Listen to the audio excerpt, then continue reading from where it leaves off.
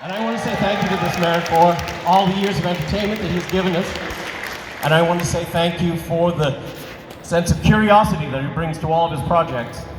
And I hope that we'll be able to get a sense of wonderment from his recent adventures in space. And I want to say thank you because every time somebody hears that my last name is Kirk, immediately I get it. At this time, put your hands together and welcome William Shatner! The mission of the Enterprise, seek out and contact alien life. Oh, I'm so sorry to stand and you're sitting down like that. Why haven't you got seats? Why didn't they provide seats for you? Denny Gray.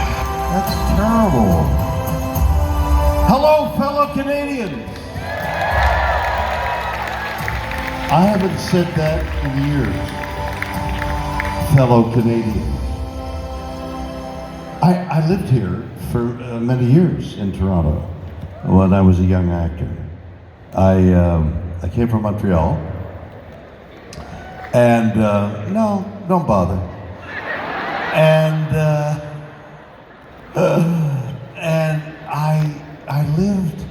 I was a starving actor.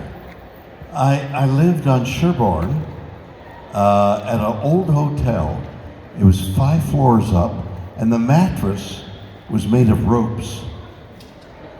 And I would, every so often I'd come back to my room unexpectedly, and the mice were playing around. And there was a hotel on Sherbourne Street. I think it was called the Sherbourne Hotel, and it had a sign saying all you can eat from 5 to 7 or 6 to 8, all you can eat for $2 or something like that. So I wouldn't eat all day until I went to the Sherbourne cafeteria and ate my one meal of the day for $2.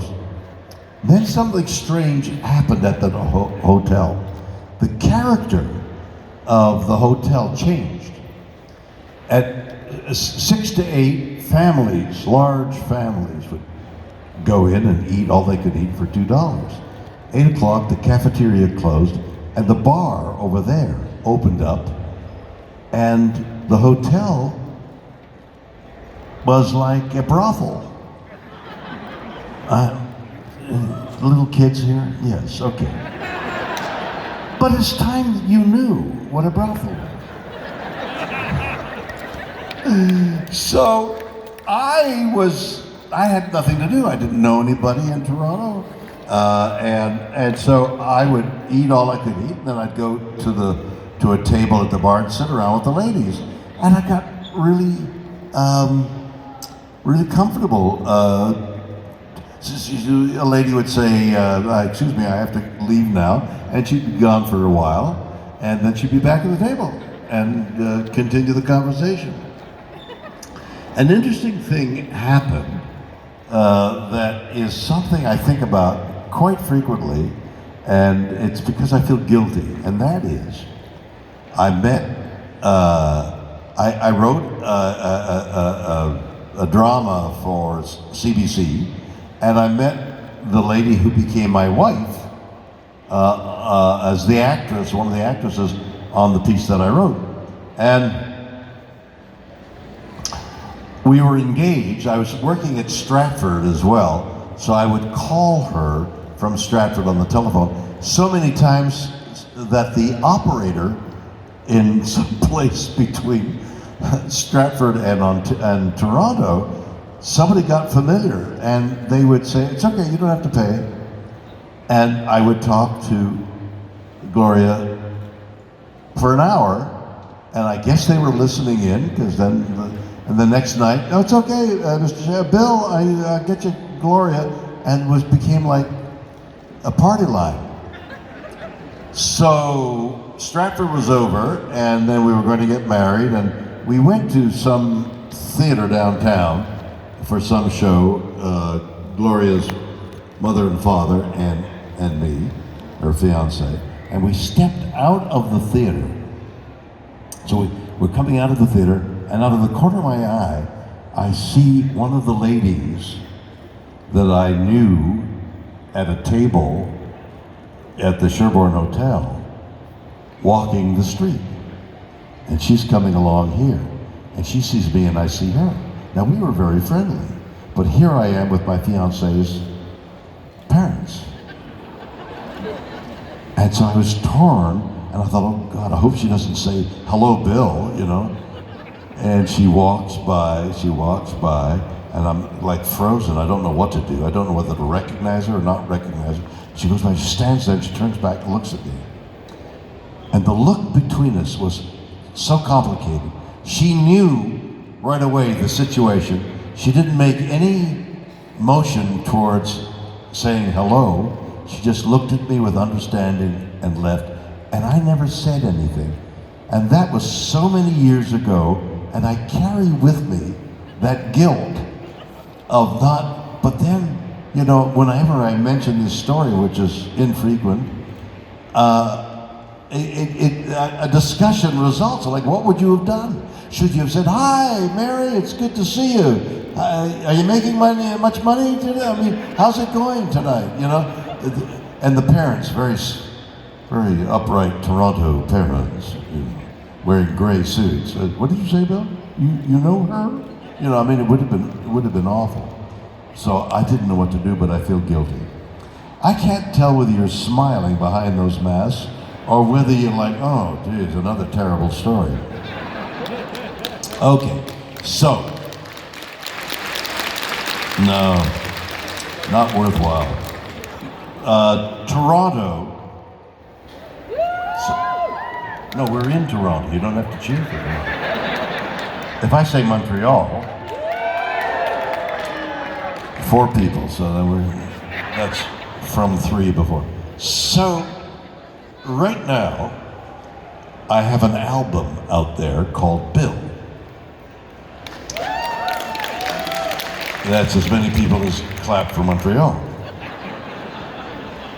So Bill is my latest album, and it's, I don't know how you characterize it, whether it's musical or spoken word, but it's somewhere in the middle. But what is unusual about Bill is it's autobiographical. I don't know of another album like it. If there is, then I'm mistaken when I say it's unique in that there is great musical accompaniment, great names that you would recognize that make it musical. But the one song that I wanted to tell you about was, I'd graduated McGill. I know the University of Toronto is very important here, but it doesn't compare to McGill, okay? Lots of applause for McGill, that's great. More applause for McGill than my record, I see. So, it's autobiographical. And so many of the songs are derived from something I might have done, like barely graduate from McGill, work in a summer theater the year I graduated. There was a summer theater in the park in Montreal. And from there, I went to Ottawa to be part of a politician down here just clapped for Ottawa. And now it was time, because I was going back and forth, going back to Montreal fairly frequently. It was time to really leave home. And so I got in this cheap, used Morris Minor. I put all my things in the back seat, and now I'm driving across a bridge. I don't remember which one, but it must have been something over the St. Lawrence River or something like that. And I realized that I was leaving home and I was crossing a bridge. At that moment, an 18-wheeler started coming this way at me. And that pillow of air that they blow in front of them pushed my little Morris Minor almost over to the side. But it didn't go, and in that moment I thought, wow, if I went into the water, all my belongings and me would disappear and there would be no sign of me having lived on this earth. But I didn't go over the side and continued on. And the song is called The Bridge, because we're all crossing bridges all the time. We're going from one place to another on an adventure, which is our life, and we cross that bridge, and there's always an 18-wheeler coming at us. And we have to survive the 18-wheeler, cross the bridge, and keep on our journey. And that's what the song is all about. So that's the idea behind the album. All right, there's a guy in a yellow shirt. Where is he? Where's the guy in the yellow shirt? What are you doing over there? Come over here. Guy in the yellow shirt. What's your name? Can't hear you, guy in the yellow shirt. What's your name? No, louder, man. Come in. John. Oh. Okay, John. You're there with the microphone, right? So somebody's going to raise their hand to ask a question. Then we'll know what they want to talk about, right? Are you going to watch, John? Oh, you're what? You're going to try. Okay, so somebody please raise their hand. This gentleman right here in the white. See in the white shirt there? In the white thing? That's it. Go there, John. Make room for John, please. John, the crew. There we go.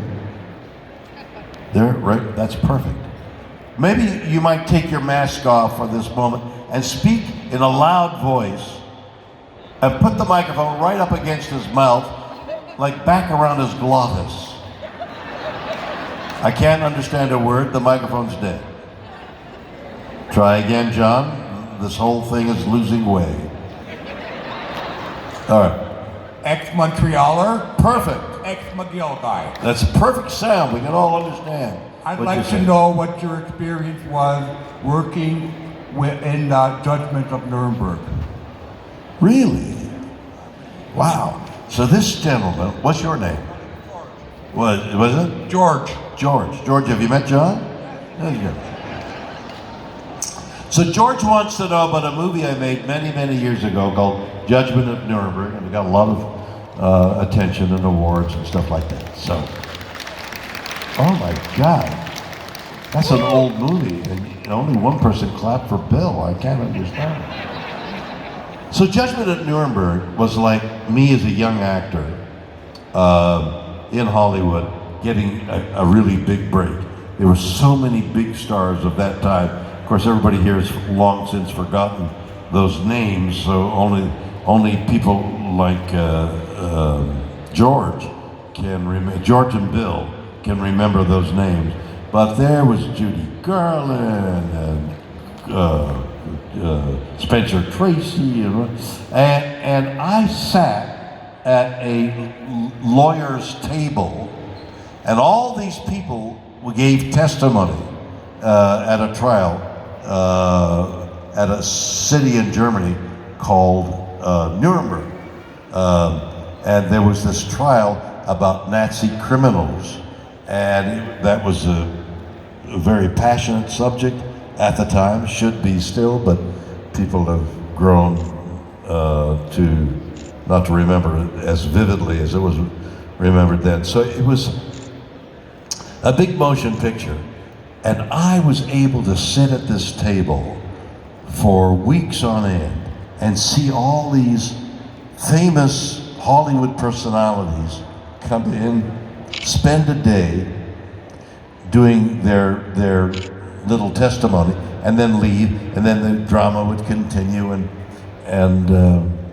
it was like it was the most enormous thing that I could think of, that a young actor looking at all these people, that I would sit in a movie theater in Montreal on Monkland Avenue, the Monkland Movie Theater, and for a coin, 10 cents or 25 cents, you could sit in that theater and watch you'd go in about 1, 2 o'clock in the afternoon, then the movies would change at 6, and then at 9, and there would be 2, so you could see 6 movies for 25 cents.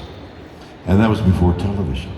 So I would go in there and just look at the silver screen as a kid, 10, 12, 14, 16 years of age on Monkland and Girard. Oh my God. Can you remember, can you think, I can't remember George's name, but I can remember that block and that theater and the drugstore next to it that made milkshakes. I mean, it was, my whole childhood was back there. And here I was living the dream of looking and watching and talking to these people. Spencer Tracy, especially, was a famous actor. And I had come from the stage. I'd been at Stratford, expounding a big, I'm a theater actor. I was in New York. I was on Broadway. And then I'm in this movie, and I'm a theater actor. I'm a theater actor. And I didn't know these people's background. So Spencer Tracy has a long speech.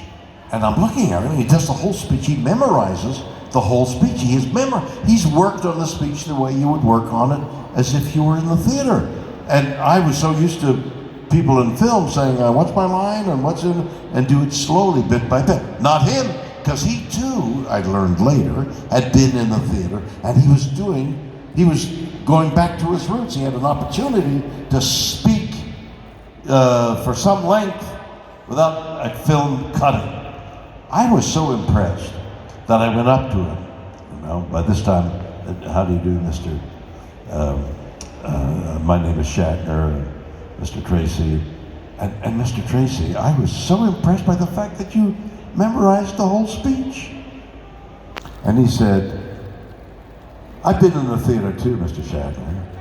And he never spoke to me after that again. All I was doing was trying to compliment him, but this chair just shook. Did you lean against it? Or are we in an earthquake? Canada doesn't have earthquakes. That was Judgment at Nuremberg. I went up into space recently.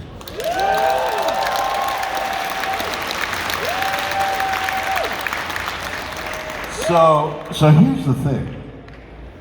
Why did I do that? Why did I do that? 2 years ago, a young man, a very talented producer, said to me, hey, Blue Origin is going to send a rocket up, and they're going to invite like 4 or 5 or 6 people to go. It'd be a great match. You go on the Blue. I said, wait a minute. Nobody's interested in me going. Oh no, Bill, they would. No, they would. So he suggested to Blue Origin, which is the arm of Amazon that's shooting these rockets up there. And they said, well, come up to Seattle and let's talk about it. So we go up to Seattle, and they said, oh, that's very interesting. I think we should, yes, I think we'll do that. And we leave, and COVID hits, and everything stops, and a year goes by. And then they announce they're going to shoot the rocket up. And my friend, the producer, says, you see, they're going to call any moment. And they don't. They announce that Jeff Bezos, head of Amazon, is going to go up. So I'm thinking, well, Jeff Bezos is going to call me and say, come up with me. And he doesn't. He chooses his brother. So he and his brother and 2 other people go up first.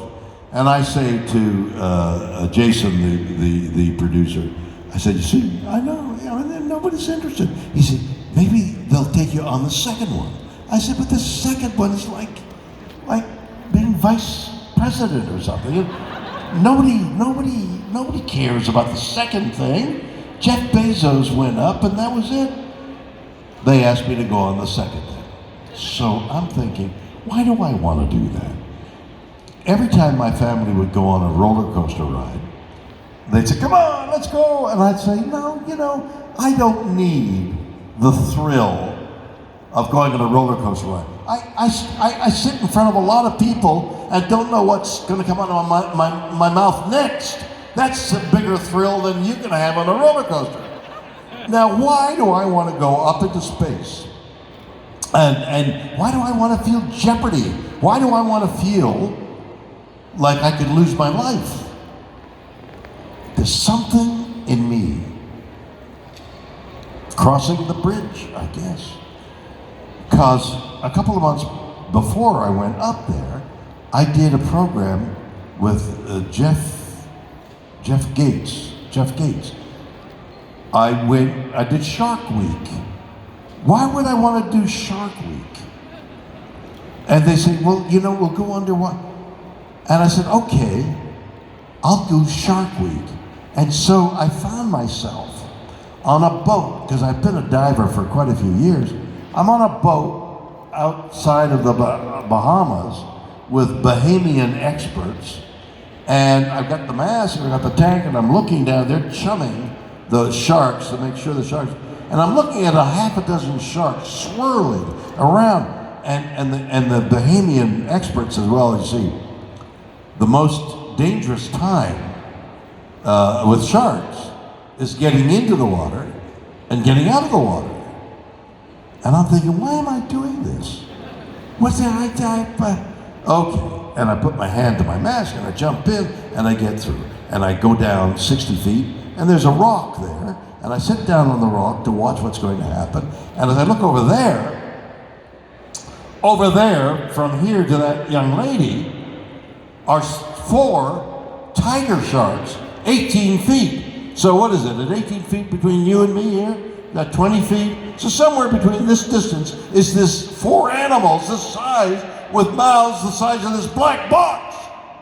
Why am I doing this? Why?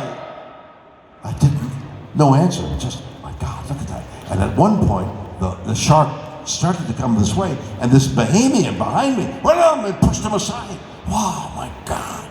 Later I said, why were you by? He said, well, sharks are ambush predators, and they come from behind, so I've got your back.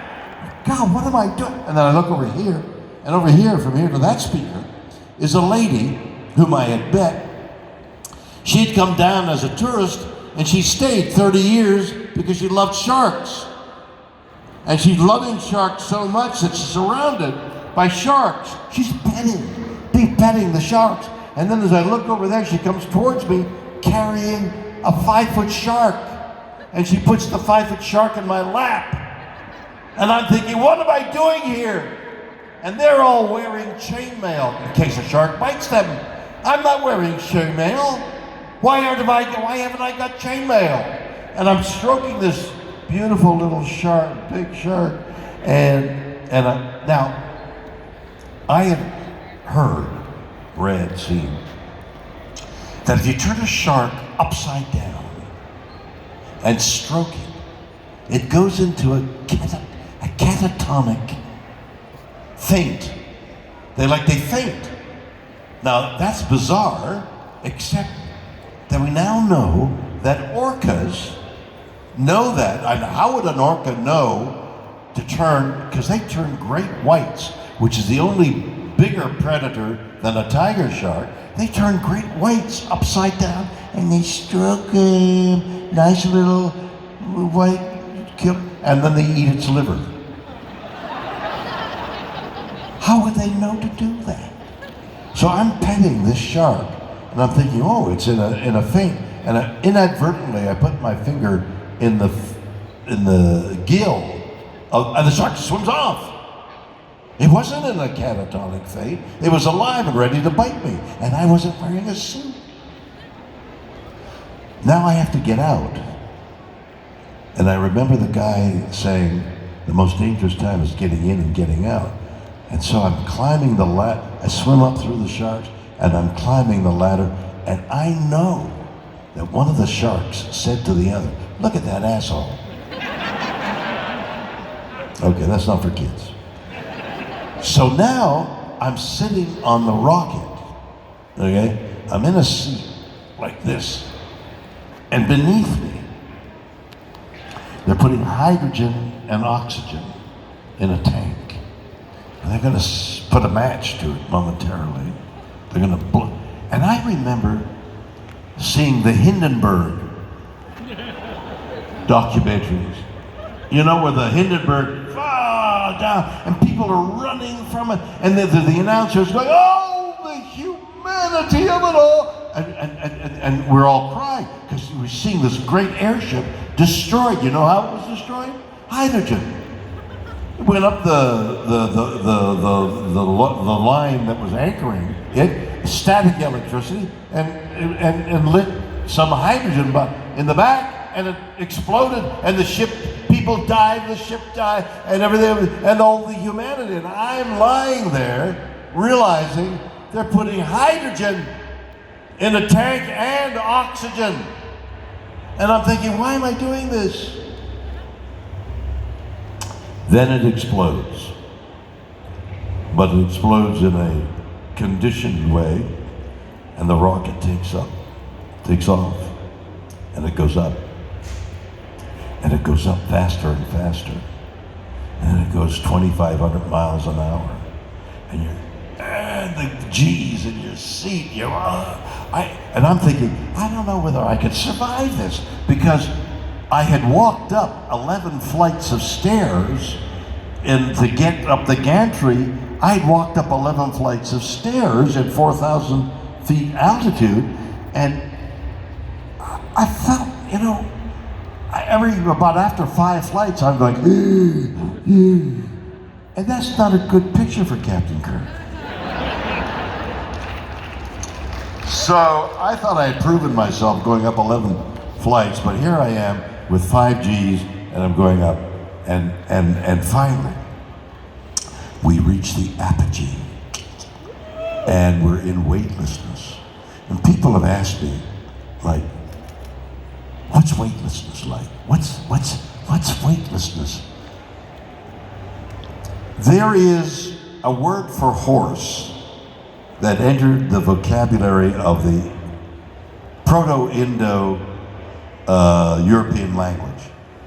Way up on the steppes of Russia, where all our languages came from, fascinating, the word for horse appeared. So archaeologists figure, well, now that's when the domesticated horse entered into people's lives, and they invented a word for it.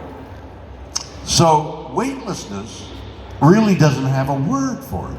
There's nothing we can describe, nothing I can describe, because during the 2 days of practice, of training, because what you had to do was in weightlessness. Now you're weightless, flying around, and you got your seat here. Now you're about to go down, and another 5 Gs, and if you don't get into this seat before those 5 Gs hit, you could be hurt, like die.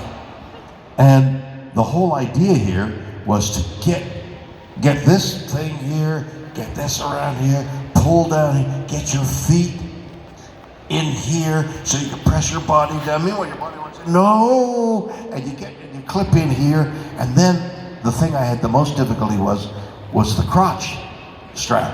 It's a 5-point harness, and I'm trying to, and you're floating, and this thing here, and then the waist and the shoulder, and finally I get into it. But prior to getting into that seat, I'm in weightlessness, and I'm looking out the window, and the window is big. Window is like about that big, and I'm looking out the window, weightless, like the other guys wanted to play games. We'll go, and they'll say, and we'll get, no. I'm going to be looking out the window. So I'm looking down here, and the skin of the earth, air, is 50 miles wide. There's 50 miles of air, starting with some density on Earth, and then it disappears about 50 miles above. And we're going 2,500 miles an hour. So you can imagine how quickly you go through the air, which is how we stay alive. And whew, there was like a hole in the blue air where the spaceship had gone, like a submarine, like the water was now coming back to fill that hole where the submarine had been. This was a spaceship going through the air, and I'm looking down at a hole in the blue, and suddenly we're out of the blue, and I'm looking at blackness. I have had some things to do with the cosmos. I mean, I've been, talked to people, the universe, and black holes and raging stars and light that's coming from 13.8 billion years away, and a photon of light. Nobody knows what a photon of light is. Yeah, it's a photon of light. It's a particle. What do you mean it's a particle? Well, it's a wave. It's a wave and it's a particle. And nobody knows. They're all talking because there's all this black energy and black matter between. So nobody knows anything. They just say, oh yeah, well, I think there's. I'm looking at black. None of the mystery of space is there. I'm looking, if anybody's been in a cave, when they close the door to the cave and the darkness is like, you could feel it like black wool, that's how black that was. That wasn't mystery and romance and little green men coming in. That nothing, that was death. Death, right there. And right here was life. And nurturing, green and beige and white and all the nurturing things that we know of Mother Earth. Death, life. And then the most incredible feeling, because I'm the age I am, and so statistically, I'm gonna die before anybody else in this audience, okay? Now, you may die before me, but it's highly unlikely, okay? I'm gonna die before you. So the idea of death is very like there. Again, in the album Bill, I write about loneliness, and the last line of the poem of the song Loneliness, will there be anybody there at the end, is the last line. That the extreme loneliness of dying. I mean, we're born alone, we die alone, and so who knows? I'm looking at the earth and this great feeling of sadness. And I don't know why, because I've been immersed in the ecology of the earth, and the bewilderment of how it was made and where life came from, and then how things evolved. But particularly, I feel so strongly about the beauty of the way the earth is, even then, way back, millions of years ago. But now, there is such beauty and such magic about the world. I mean, I like to read, and I was reading a book about trees. And I read this. There's such a thing as a mother tree, and the mother tree, which has spun out the seeds over the many years, is surrounded by its children. And the mother tree sends out its roots to help its children. It also, when it's attacked by beetles, sends out a pheromone. We know that. So downwind, essentially the tree is saying, I'm being attacked, prepare, make your sap more toxic because the beetles are here. And not the group, not the musicians. But we've discovered something more recent. Underneath the ground, here, all over the world, there's a lattice work, mycelium. It's from fungus. It's where the fruit of that mycelium are mushrooms. When the conditions are right, up pops a mushroom. You think, oh, look at that magic. What's his name who wrote her? Sherlock Holmes said, oh, look, it's fairies. And he had this whole theory that the mushrooms are fairies. I mean, they're not. Mycelium and a lattice work probably all over the world. The trees send out an electrochemical signal using the mycelium as a conduit, like an electrical wire. And I was talking to a brain expert I'm doing a talk show called I Don't Understand. Nobody. And I said, doesn't that remind you of the human brain? We have a latticework of nerves in our brain, masses, synapses, masses, like the mycelium. And we send an electrochemical signal through all that latticework to make us human. How similar is the human to the tree? The connection is so obvious.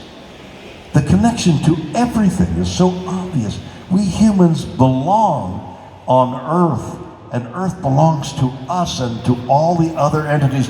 And I've looked at this for all these years, and I felt such sadness that elephants, lions, tigers, hippos, all these magnificent animals are disappearing. I mean, within a child here in the audience's life, they'll be gone. They'll be gone. Why, my God? And I was so sad over that. When I got down on ground, I started weeping, and I don't know why.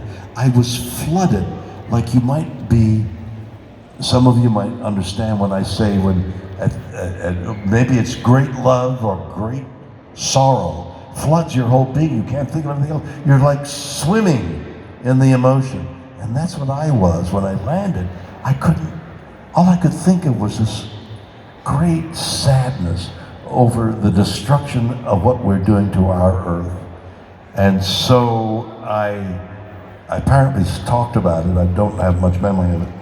But it played a chord on everybody's consciousness that what we have got to do. And Canada, in many ways, is in the forefront of it, and also in the back as well in some areas, of cleaning up the earth immediately.